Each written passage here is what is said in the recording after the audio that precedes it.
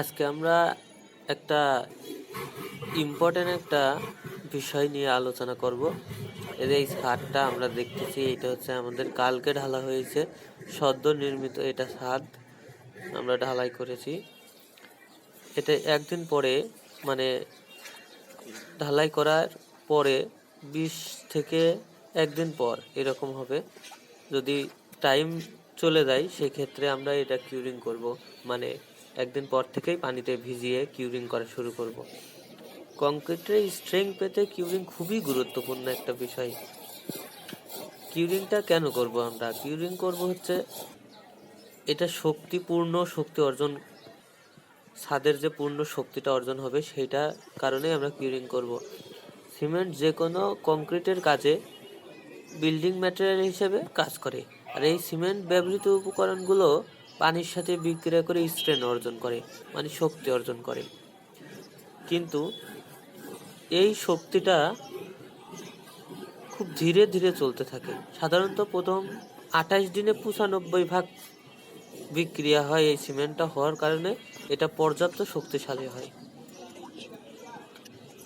এই সময়েই নিয়মিত পানি দিয়ে কংক্রিট স্ট্রাকচারকে ভেজাতে হয়। সঠিকভাবে কিউরিং না হলে কংক্রিট দুর্বল হয়ে পড়ে। এই কারণে কিউরিংটা আমরা করি।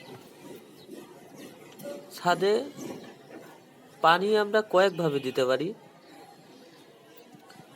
ছাদ পানিতে ভিজিয়ে রেখে কিউরিং করতে পারি। পুরো ছাদটা পানির বাঁধ বেঁধে, এই যে এরকমভাবে পানির বাঁধ বেঁধে পুরো ছাদ পানিতে ভিজিয়ে রেখে এটা কিউরিং করলাম। আবার আমরা আরেকভাবেও করতে পারি। এই যে কলাম বা বিম, এইগুলা পাটের বস্তায় ভেজে আবরণ করে এইগুলা আমরা ভিজে রাখতে পারি। তারপর নিয়মিতভাবে পানি ছিটাও ভিজাইতে পারি, এরকম ভাবে আর কি। তাহলে কতদিন কিউরিং করতে হবে? এটা কিন্তু আমরা ভিডিওর শুরুতেই বলেছি যে কিউরিং 28 দিন, ঢালাইয়ের পর থেকে একদিন বা 20 ঘন্টা পর থেকে কিউরিং এর কাজটা শুরু করতে হয়। আমরা ভিডিওর শুরুতে বলছি টানা 28 দিন কিউরিং করলে এটা মোটামুটি কংক্রিট পর্যাপ্ত শক্তিশালী হয়, এই শক্তি অর্জন করে ফেলে, এটা খুব ভালো থাকে। লিনটেন, সানসেট বা জলছাদের ক্ষেত্রে আবার 16 দিন পর্যন্ত কিউরিং করলে চলে, কিন্তু ছাদের ক্ষেত্রে আমরা 28 দিনই কিউরিং করব। ছাদের ক্ষেত্রে যদি আমরা 28 দিন কিউরিং করি সেটা পর্যাপ্ত শক্তি অর্জন করে ফেলে। এক্ষেত্রে স্ল্যাবটা সব থেকে বেশি মজবুত হয়।